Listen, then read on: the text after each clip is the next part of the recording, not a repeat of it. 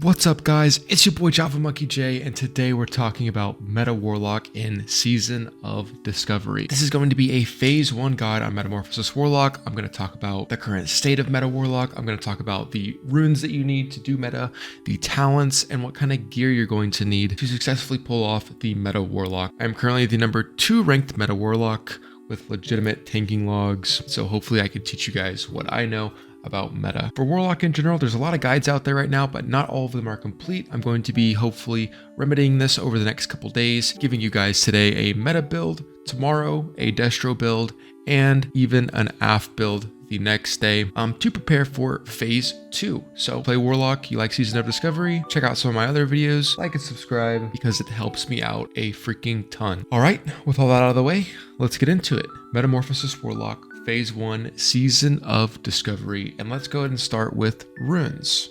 Runes are fairly straightforward here. The best rune for Metamorphosis Warlock is going to be Lake of Fire. The best leg rune is going to be Incinerate, and the hand rune is obviously going to have to be Metamorphosis. Now, let me backtrack for just a second. In regards to Metamorphosis Warlock, there are essentially 3 different ways to play this build. You can go through the demonology tree and essentially become tankier. You can play AF and build a Shadow Metamorphosis Warlock with big drain life, or you could build Destruction Warlock. Currently, if you want to do the most damage, you go Destruction. Affliction is a close second, but due to Shadow immunities in BFD, as well as just not as much synergy, AF is not quite as good as Destruction. And since the current raid BFD is so easy, there's not really a need to go into the Demonology tree. You don't need a lot of stamina, you don't need a lot of defensives. You really can just focus on doing as much damage as you possibly can, and you will be fine in raid as long as your healers aren't absolutely just brain dead. So with your runes set up and good to go, we can go ahead and start talking about talents. So for your talents in Phase 1, for the highest damage possible, you're going to want to go ahead and put 5 points into Cataclysm. This reduces the mana cost of your destruction spells by 5%. You're going to want to put 5 points into Bane, and this is mostly to get your Immolate spell to have a 0.5 second shorter cast time. And then you're going to want to put 2 points into Improved Firebolt, 1 point into Devastation, and 3 points into Improved Imp. Now, if you know anything about Destruction Warlocks, you can see that this build is very similar to the meta build for Destruction Warlock. Currently right now, Imp is doing insane amounts of damage, so getting a 30% increase on the Imp's Firebolt is absolutely freaking huge. And then also by reducing their cast time by 1 second, we further improve the Imp, making it to where they do about 20% of our damage, which is absolutely huge. Saying that, the only difference between this build and a Destruction build is that Destruction usually will pick up Shadow Burn. This is to get last second damage on the boss right before the boss dies, but because our Metamorphosis allows us to instant cast Searing Pain, we don't really need to put 1 point into Shadow Burn, and instead we can put 1 point into the Devastation talent. This increases our critical strike chance of our destruction spells by 1%, which is pretty big for us. And you might say, well, Java Monkey J, what if I wanted to put all my points in the destruction tree? Well, it's something that you could consider doing for sure. You could maybe go 5 points into Devastate and 1 point into Improved Searing Pain, but the truth is, Imp does so much damage right now, it's actually a damage increase to go ahead and spec into them a little bit instead of taking a little bit of extra critical strike damage. And there you have it, guys. That is the best talents for your Metamorphosis Destruction Warlock right there. And while we're here, I'll go ahead and explain the rotation a little bit. We want to choose Incinerate because it gives us an extra 25% fire damage for 15 seconds. For the same reason that we take Incinerate, because it gives you additional fire damage, we also want to take Lake of Fire. This gives us an additional 40% fire damage for extra 15 seconds. With these 2 runes combined, we can get an additional 65% fire damage on our current targets. So the way that the rotation works is you want to open up on the boss fight with Incinerate. Immediately after casting Incinerate, you want to go ahead and drop Lake of Fire on the target.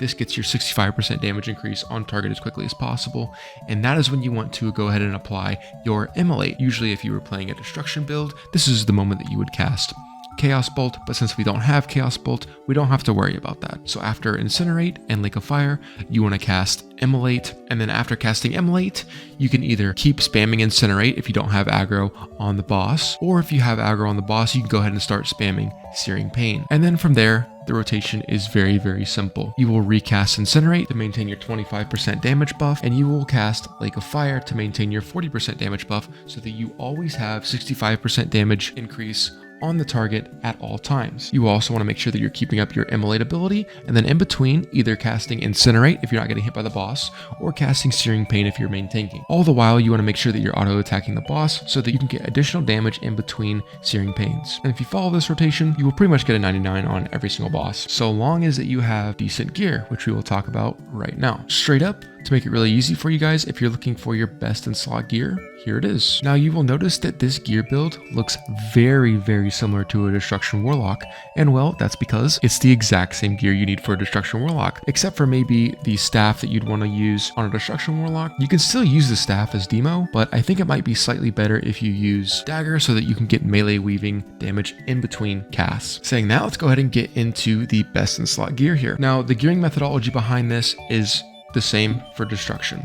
You want to prioritize spell power, and since your number one defensive stat is armor, you really don't have to worry about adding stamina and other secondary stats like that. You just want to focus on getting additional spell power, maybe grabbing some stamina where you can, mostly relying on your Metamorphosis armor scaling buff that gives you plus 500% armor, which comes out to about 50% damage reduction overall in this gear. So for the headpiece, you want to be taking Twilight Invoker Shaw. You can also substitute this out for the Thinking Cap. It's not a big deal. Both are really, really good. The neck piece, you'll be taking Jagged Bow Necklace. There is nothing comparable to this, and it will be this going into phase 2. For the shoulder slot, you can take Invoker's Mantle, or you can also take Magician's Mantle. Both are very comparable, and it doesn't matter which one you have. Invoker's is a little bit easier to pick up. For the cape, you're going to have to spend some money, and you're going to have to grab the plus fire damage spell cape. You can also grab the Sergeant's Cloak from Warsong Gulch, but again, like I said previously, we're not really trying to build defensively for the Metamorphosis Warlock. They don't really need to focus on defensive stats. We can go ahead and just take the 22 armor, and that is plenty defense enough for us. We can focus instead on spell damage so we can maintain aggro and do big damage on bosses and on trash mobs. For the chest, there's only one option. You want to take the Twilight Invoker's Robes. There's nothing even close to this. And again, there is this specially designed chest piece in BFD that's clearly designed for Metamorphosis Warlocks. 117 armor, plus 11 stam, 5 intellect, 3 agility. This is nice, and it's a good alternative. Again, we aren't really trying to build defensively here. There's no reason to. Why build defensively when you're not taking a lot of damage? Because the content isn't hard. The bosses don't hit hard. It's not that deep. Instead, we can focus on pumping the boss. The risk here, you are going to take Phoenix Bindings every single time. This is big, plus 13 fire damage. This is a necessity. Moving on to the main hand. Again, you can swap the main hand and the current offhand out here for the Rod of the Ancient Sleepwalker, and that will do just fine as well. But the Dagger of Willing Sacrifice is very nice, plus 12 fire damage, some int, some stamina,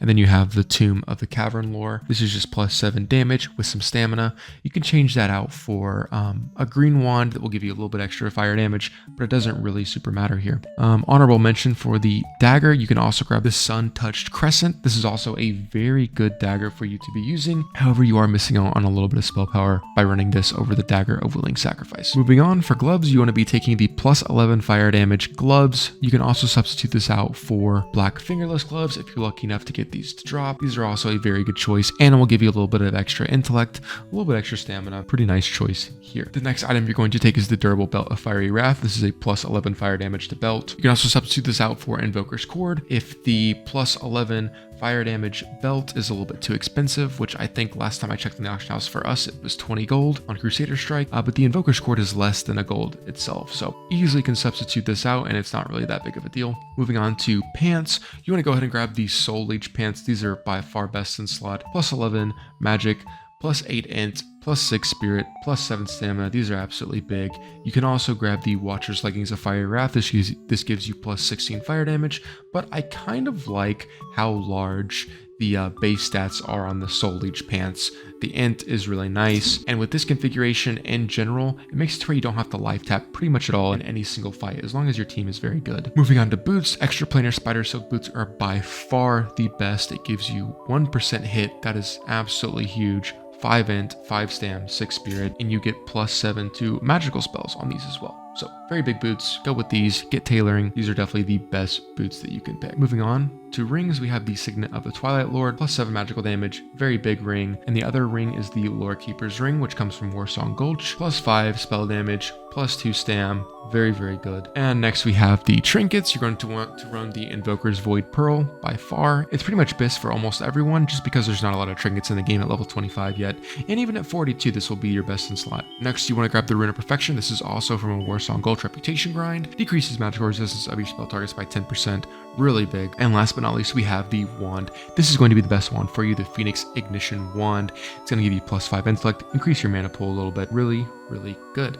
And so this is your full BIS for Metamorphosis Warlock. And again, we want to go full fire damage because the content is not really hard. There's not really a need to stack items like Clamweave Tunic and maybe specifically go for something that has high stamina or high defenses. We can just use our normal Destro best in slot gear and use the armor scaling that comes off of that to actually tank in meta with 0 problems.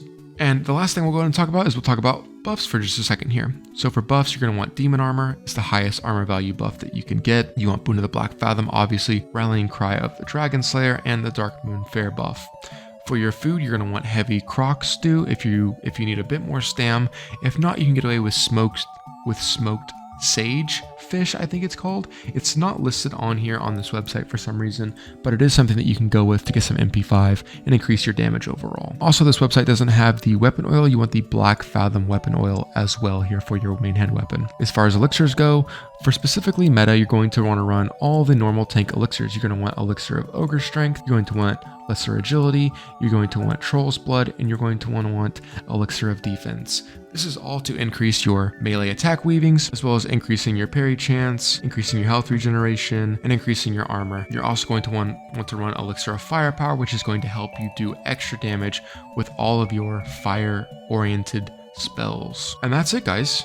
That's everything you need to know for Metamorphosis Warlock currently. I hope you guys enjoyed the tutorial. I'm also going to be publishing a BFD run where I talk about a little bit of the nuances of each boss encounter with Metamorphosis Warlock so you guys can get a better idea of what I do and a little bit of changes that I make along the way. But that's it for me, guys. If you enjoyed the video, please give a like and subscribe. I've been Java Monkey J. Peace.